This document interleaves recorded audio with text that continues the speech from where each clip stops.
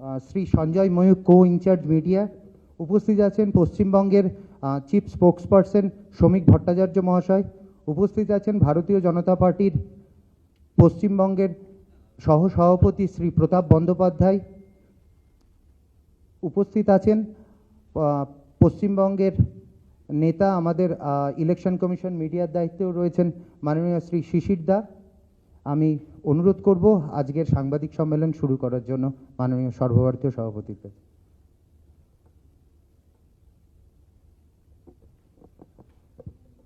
आज के इस संवाददाता सम्मेलन में उपस्थित मेरे साथ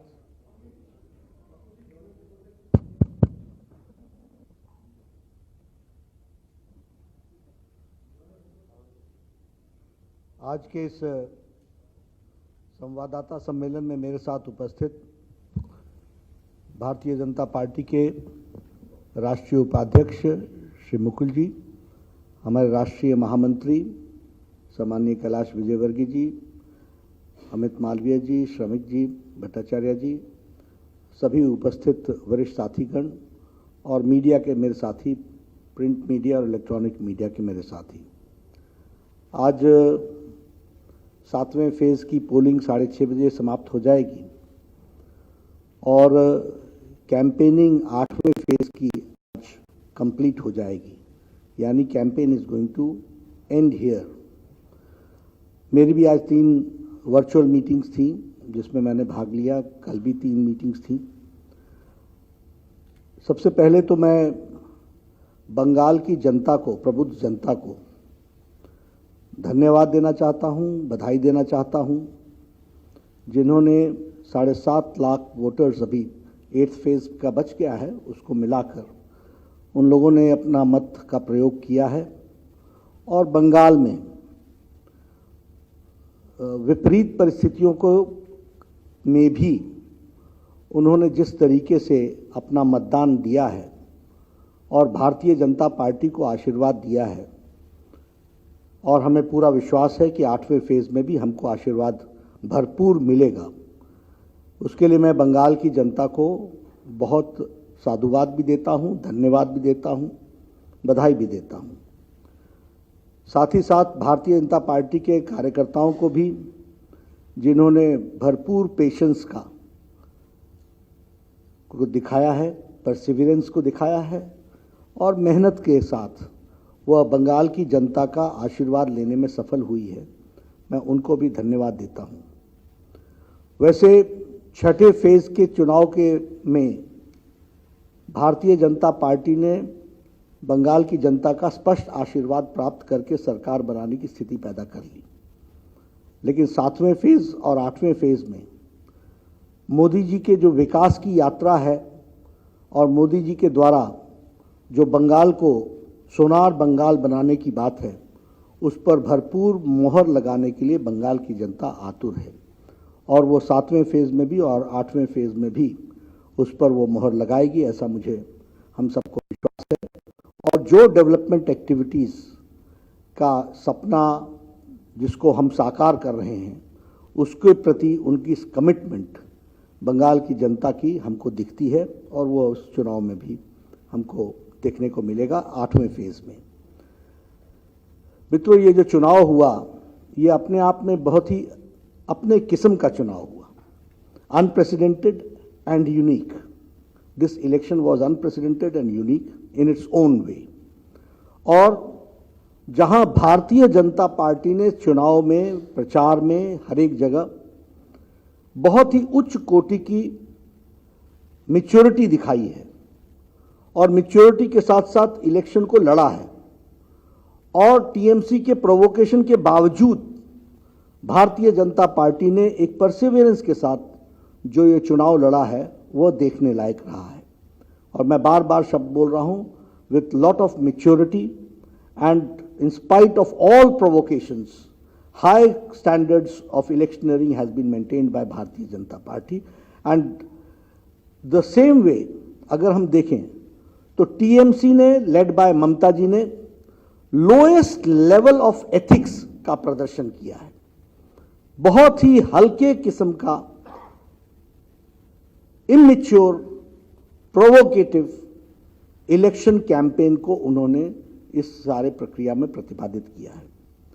भारतीय जनता पार्टी का एजेंडा रहा राइटियसनेस इन पॉलिटिक्स, सच्चाई और अच्छी तरीके से चुनाव को, क्लीन चुनाव लड़ने की बात। और हमने कहा भी कि हम स्वच्छ प्रशासन देंगे, सुशासन देंगे, और सुशासन के साथ साथ justice to all, appeasement to none.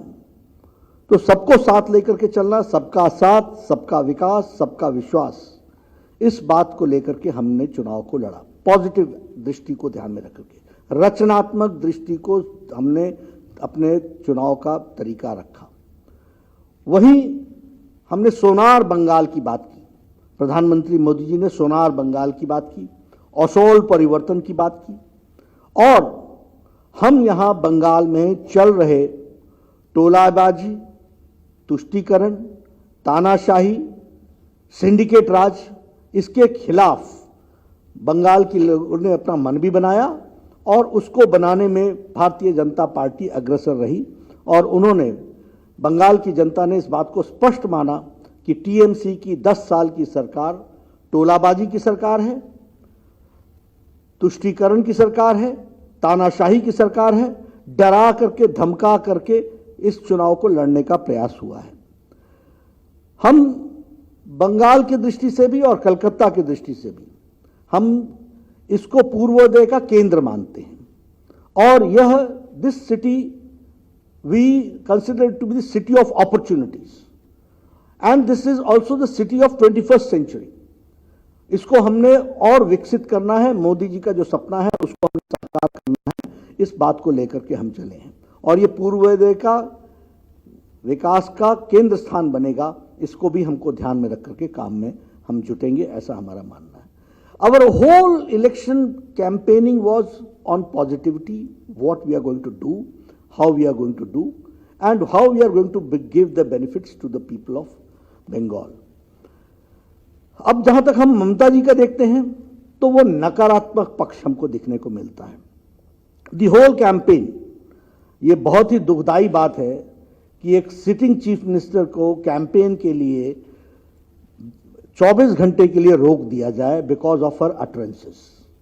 यह मैं जब कहता हूं कि लो लेवल पर चुनाव लड़ा गया टीएमसी के द्वारा, led by Mamata ji, it's not that मैं कोई कहने के लिए नहीं कह रहा हूं, इट इज प्रूवन कि उन्होंने जो मापदंड लिए वो इतने नीचे गिरे कि और उसके बावजूद हमारे कार्यकर्ताओं ने पूरी मैच्योरिटी के साथ चुनाव को लड़ा। इसको हमको समझना चाहिए। उसी तरीके से जो उन्होंने वक्तव्य दिया, घेराव दी पैरामिलिट्री फोर्सेस, ये अपने आप में बताता है कि किस तरीके से वो एक elected chief minister, chief executive of the state, 10 साल की चीफ मिनिस्टर, वह इतनी इमेच्योरिटी के साथ इतने इस तरीके से संविधान में गैर जिम्मेदाराना वक्तव्य देती हैं कि घेराव करो पैरामिलिट्री फोर्सेस का। दूसरा कि सारे एक कम्युनिटी के लोग इकट्ठे हो जाओ। हमारा स्टैंडर्ड देखिए, सबका साथ, सबका विकास, सबका विश्वास, और वहां वो कह रही हैं कि एक आप इकट्ठे हो जाओ, इकट्ठे होकर के वोट दो। डिविजिव फोर्सेस की दृष्टि से स्टेट को आगे ले जाना, ये उनका उसमें से उद्देश्य रहा, जिसको हमको समझना चाहिए।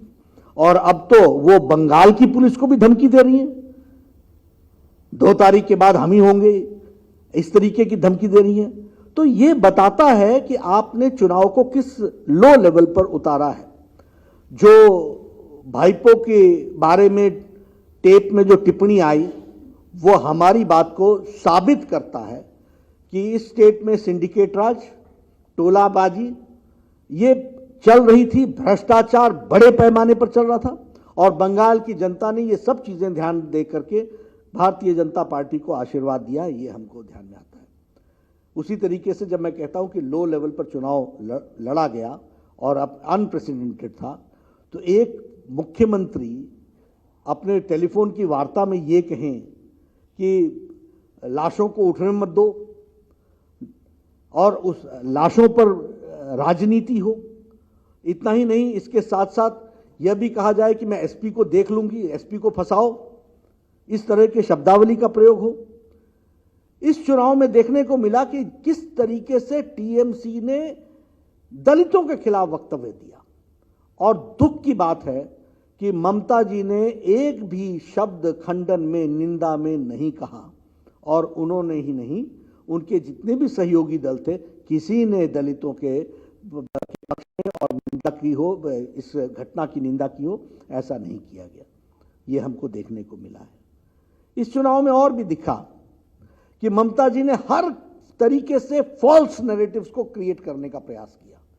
लेकिन I salute the electorate of Bengal, I salute the people of Bengal, जिन्होंने पूरी मैच्योरिटी के साथ इन सारे नैरेटिव्स को नकार दिया और भारतीय जनता पार्टी को अपना समर्थन दिया, अपना आशीर्वाद दिया।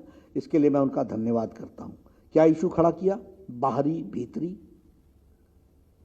हमने पहले दिन से कहा कि श्यामा प्रसाद मुखर्जी के विचारों को लेकर के सारे देश में जाने वाले हम जनसंघ के लोग, हम भारतीय जनता पार्टी के लोग, एक देश में दो निशान, दो विधान, दो संविधान नहीं चलेंगे, ये हमने कहा।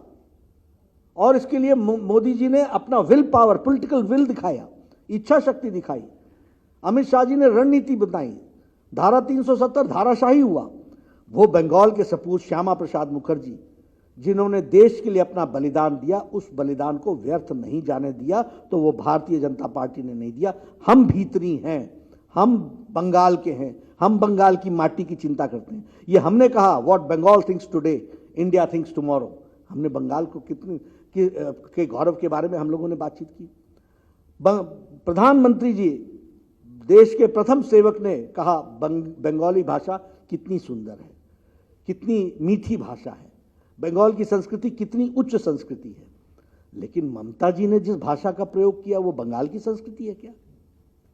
ममता जी ने जिस भाषा का प्रयोग किया वो बंगाल की भाषा है क्या? क्या शब्द नहीं बोले हैं उन्होंने प्रधानमंत्री जी को इस सारे चुनाव में? किन शब्दों का प्रयोग उन्होंने किया हम कर नहीं सकते। किन शब्दों का उन्होंने प्रयोग गृह मंत्री जी के लिए किया? किस तरह के शब्दावली ली है? नकारात्मक, नेगेटिविज्म के साथ भरा हुआ, द्वेषपूर्ण तरीके से भरा हुआ, बौखलाहट से भरा हुआ, गुस्सा से भरा हुआ। ममता जी, है तो राग कहनो, इतना राग क्यों है आपको? आप इतने इस लेवल पर उतर गए। मेरे नाम के साथ जो अलंकार उन्होंने लगाए, ये बंगाल की भाषा है क्या? ये बंगाल की संस्कृति है क्या? Is this Bengali culture? We represent Bengali culture. और मैं तो कह सकता हूं गौरव से, क्योंकि बंगाल को जितना मैं जीता हूं उतना और कोई नहीं जीता। I can say with full command at my disposal. इसकी मिठास की भाषा हम तो दैनंदिन देखते हैं, उसको अप्रिशिएट करते हैं। लेकिन जो भाषा उन्होंने बोली वो बंगाली नहीं हो सकती है, ये बात हमको मानना चाहिए। वो बंगाल की संस्कृति नहीं हो सकती, ये हमको मानना चाहिए। जो उन्होंने नैरेटिव सेट किए और वो उसको बंगाल की जनता ने सिरे से नकार दिया। बाहरी भीतरी, संस्कृति, भाषा, सब के विषय पर भारतीय जनता पार्टी ने पॉजिटिविटी के साथ चुनाव लड़ा और बंगाल की जनता ने आशीर्वाद दिया, ये हम आपको बताना चाहते हैं। देखिए, अभी भी जहां तक आयुष्मान भारत का सवाल है, उनका अहम सामने आ गया, अहंकार। और इस अहंकार ने 4,64,00,000 लोगों को 5 लाख रुपए का हेल्थ कवर लेने से वंचित रखा है। I was the health minister at that point of time. We had requested, I had meetings with the health secretary, our health secretary had meetings. We requested them. हमने यहाँ उनके लिए पात्रों के लिए चिट्ठियाँ भिजवाई, वो वापस भिजवा दी और वो खड़ी वो उसके बीच में आ गई। अब पॉजिटिव नोट पर हम कहते हैं हमारी सरकार बनेगी, आयुष्मान भारत का फैसिलिटी मिलेगी और 4,64,00,000 लोगों को 5 लाख रुपए का हेल्थ कवर मिलेगा। गंभीर बीमारियों से इलाज के लिए पैसे मिलेंगे, ये बात का विश्वास हम दिलाते हैं, ये हम कहना चाहते हैं। ये प्रधानमंत्री किसान सम्मान निधि, इसके बीच में आप आड़े आ गई, आपका अहंकार जाग गया, आपने उस अहंकार के साथ उस बात को रखने का प्रयास किया। अब हमारी सरकार आएगी, हम पिछले 3 साल का 18,000 बकाया भी देंगे और 4,000 रुपये साल का एडिशनल भी देंगे। यह भारतीय जनता पार्टी का कमिटमेंट है जो हम पूरा करने वाले हैं।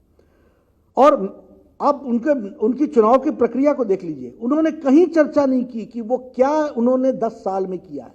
हर होल स्पीचेस सारे टीएमसी का नैरेटिव में what they have done for the people of Bengal in last 10 years, not even a sentence has been spoken by any of the leaders led by Mamata ji. वो आगे क्या करेंगी यह भी कोई नरेशन नहीं, कोई नैरेटिव नहीं मिलता है हमको। कैसा चुनाव लड़ रहे थे, अनप्रेसिडेंटेड 10 years का governance, not talking about governance. आगे राज करने की इच्छा, क्या करेंगे जनता के लिए, क्या देंगे, कुछ नहीं है उसके बारे में उन्होंने बोला। और जनता को क्या दिया इसके बारे में भी कुछ नहीं बोला। सिर्फ भय, द्वेष, इसको ही प्रोपोगेट किया। उनके टोटल भाषण को देख लीजिए, वो सारे का सारा निगेट करने वाला भाषण है। सेंट्रल फोर्सेस, फलाना, ये भारी भीतरी, हर एक तरीके से डिविजिव फोर्सेस को बढ़ावा देना, यही उनका उद्देश्य रहा है। इसको हमने देखने में हमको मिला है। कलकत्ता के लिए भी हमने स्पेशल बात कही है, सिटी ऑफ अपॉर्चुनिटीज़ की बात कही है। हमने कहा यहाँ ट्रांसपोर्टेशन फैसिलिटीज़ बहुत हद इम्प्रूव की जाएगी। हमने फ्री इलेक्ट्रिसिटी की बात, 200 यूनिट्स फ्री इलेक्ट्रिसिटी देने की बात कही है। हमने मल्टी स्टोरीड कार पार्किंग की व्यवस्था करने की बात कही है।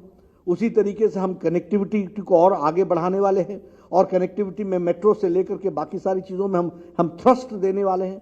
और Calcutta will be an economic hub. It was the lost, जो कलकत्ता का पुरानी ग्लोरी है उसको रिस्टोर करना, ये भारतीय जनता पार्टी की जिम्मेवारी है। इसको हम पूरा करेंगे, ये हम बताना चाहते हैं, इसको हम करने वाले हैं। अंत में मैं एक ही बात कहूँगा कि मैं बंगाल की जनता को फोल्डेड हैंड से धन्यवाद देना चाहता हूँ, जिन्होंने एक मैच्योरिटी का परिचय दिया है।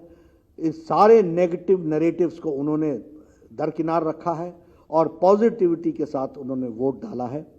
यहाँ हमारे कर्मचारी भी चुनाव में काम करते रहे, कोविड के संक्रमण में भी उन्होंने प्रोटोकॉल्स को मानते हुए उन्होंने काम किया है। कार्यकर्ताओं को भी मैं धन्यवाद देना चाहता हूँ, जिन्होंने बहुत मैच्योरिटी दिखाई है। प्रोवोकेशन कम नहीं था, वायलेंस करने की इच्छा में कोई कमी नहीं थी, और हर एक जगह धमकाने का काम आज भी चल रहा है, आज भी धमकाने का काम चल रहा है, लेकिन हमारे कार्यकर्ता खड़े रहे हैं। मैं मीडिया का भी धन्यवादी हूँ, जिन्होंने इन सब परिस्थितियों में भारतीय जनता पार्टी के पक्ष को भी जनता के सामने लाने का प्रयास किया और उन्होंने रखा है। मैं आपके साथ इन विषयों के बारे में चर्चा कर रहा था, क्योंकि ये चुनाव के कैंपेन की समाप्ति है। आज मेरी 3 सभाएं हुई और वर्चुअल मीटिंग्स हुई। उस वर्चुअल मीटिंग्स के बाद और कैंपेन भी अब 8th फेज़ का, लास्ट फेज़ का समाप्त हो रहा है। मैं इस कैंपेन में हमारे साथ प्रधानमंत्री जी जुड़े, हमारे साथ गृह मंत्री जी जुड़े, हमारे साथ राजनाथ सिंह जी जुड़े, भारतीय जनता पार्टी के सभी प्रमुख लोग जुड़े। ऐसे में मैं उनको भी बधाई देता हूँ, उनको धन्यवाद देता हूँ कि उन्होंने पूरा अपना इस सब कैंपेन में पॉजिटिव नोट को, जो बंगाल की जनता के लिए सोनार बंगाल है, उस सपने को उन्होंने साकार करने के, आगे बढ़ाने का प्रयास किया है, और बंगाल की जनता ने इसको मानने का प्रयास किया है। ये इसके लिए मैं धन्यवाद देता हूँ। अब एक बात आई तो ये ज़रूर है कि देश बंधु हमारे चित्तरंजन दास जी, जो कि यहाँ के मेयर भी रहे, उनका 150वां साल है, वो चल रहा है। टीएमसी भूल गई, कांग्रेस भूल गई, बाकी लोग भूल गए, भारतीय जनता पार्टी हमेशा याद रखती है। इसलिए कहते हैं कि we represent the real Bengal culture and we represent their ideals, और उस आइडियल्स को पूरा करना ये हमारी जिम्मेवारी है, तो वो हम ज़रूर पूरा करेंगे। और कैलकाटा को, जिसमें कहा कि सिटी ऑफ अपॉर्चुनिटी के रूप में प्रधानमंत्री जी ने कहा है, उसको बढ़ाएंगे। एक फाइनेंशियल हब के रूप में ये सिटी आगे बढ़ेगी और जॉब्स की अपॉर्चुनिटीज़ क्रिएट होगी। युवाओं के लिए नई संभावनाएं यहाँ पर तलाशने का सौभाग्य मिलेगा। यही मुझे कहना है। आपने मेरी बात सुनी, आपका धन्यवाद। सुदीप दूरदर्शन। अभी मैं सुदीप दूरदर्शन न्यूज़ से हूं सर। एक बात कहना चाहूँगा ये कि अभी जो बर्निंग प्रॉब्लम है वो कोरोना की प्रॉब्लम है। स्टेट में ऑक्सीजन की कमी, बेड की कमी और वैक्सीन बहुत लोग ले नहीं पा रहे हैं। इसके ऊपर आपका टिप्पणी क्या होगी और किस तरह देख रहे हैं ये कोरोना परिस्थिति पश्चिम बंगाल का? देखिए, मैं इसके लिए आपसे, we are all concerned about it and we are all sensitive about it, but I will take it separately because this is for the election wind up process में, इसलिए मैं आपसे अलग से बात करूंगा. But yes, we are maintaining high level of sensitivity towards the problem. We are all trying to do our best and we will do the best. That is what I would like. नहीं sir, chief minister ने categorically बोल रहे हैं कि ये मोदी और BJP के ऊपर जो दावा लगा रहे, वो धब्बा लगा रहे कि ऑक्सीजन इसी ने नहीं मिल रहा है, इसीलिए आपको ये प्रश्न नहीं, वो ठीक है, लेकिन भाई साहब अब मैं फिर उस बात में पड़ जाऊं, वो अभी मैं आवश्यक नहीं समझता हूं. लेकिन यही मुख्यमंत्री थी ना 17 मार्च को जिन्होंने प्राइम मिनिस्टर की बैठक अटेंड नहीं की थी जिसमें वैक्सीनेशन की बात हुई थी. तो यह अपने आप में बताता है कि कितनी सीरियसनेस वेस्ट बंगाल की सरकार की रही है. यही ममता जी थी ना जिन्होंने सेंट्रल टीम को हाउस अरेस्ट करके यहाँ रख दिया था और उनको काम नहीं करने दिया था. यही टीम थी ना जब हमने यहाँ पर ऑक्सीजन की अलॉटमेंट की बात कही तो उसमें जो पॉजिटिव रवैया आना चाहिए था वो नहीं आया है. पर I don't want to play a blame game on this issue because this is sensitive issue. We all are responsible for it. तो मैं नहीं कहूँगा. सर, हेमा प्रसाद, रिपब्लिक भारत. आपने बहुत सही कहा कि ये वक्त बिल्कुल नहीं है कि हम आरोप प्रत्यारोप करें. आप कह रहे हैं कि 2 तारीख को बीजेपी की सरकार आने वाली है, आप ये दावा कर रहे हैं और आप इसको सच मान के चल रहे हैं. तो 2 तारीख यानी मई का वो पहला सप्ताह, जिस वक्त ये कहा जा रहा है एक्सपर्ट्स के तरफ से कि वो पश्चिम बंगाल के लिए, खासकर कोलकाता के लिए दिल्ली मुंबई जैसी स्थिति हो जाने वाली है. तो बीजेपी चूंकि अब गवर्नमेंट में आने का दावा कर रही है, तो बीजेपी कैसी तैयारी रखेगी कोरोना के लिहाज से? देखिए, हम हमेशा प्रोएक्टिव रहे हैं और प्रोएक्टिवली हमने इस समस्या को डील किया है. हम आगे भी प्रोएक्टिवली ही डील करेंगे. Thank you sir. Shreyasi, time. Sir, today the Madras High Court has passed an order regarding the COVID surge and said that Election Commission had a major role to play and probably the officer should be booked for murder. Earlier also the High Court had here in Kolkata passed an order and we've seen the curtail in the campaigning and silence period being extended also. What does the Bharatiya Janata Party have to say on these observations by the various High Courts on the COVID instances in perspective of the election that has taken place? देखिए, ये order नहीं है, ये मेरे ख्याल से this is an observation जो उन्होंने कमेंट किया है. भारतीय जनता पार्टी सारे हेल्थ प्रोटोकॉल्स को मानते हुए ही काम कर रही है. जो निरीक्षण, जो डायरेक्शंस, गाइडलाइंस इलेक्शन कमीशन ने दिए हैं उसको हमने पूरा किया है और उसको हम मानते हुए ही हमने सारे कार्यक्रम को किया है. ये संवैधानिक व्यवस्था है, कॉन्स्टिट्यूशनल ऑब्लिगेशन है. इलेक्शन कमीशन को वो पूरा करना होता है, वो कर रहे हैं. मेरा एक ही निवेदन है कि चाहे कोई इंस्टीट्यूशन हो या इंस्टीट्यूशन में बैठे हुए लोग हों, उनको वाक्य और शब्दों की मर्यादा को ध्यान में रखना चाहिए. रिपब्लिक बांग्लादेश, भास्कर.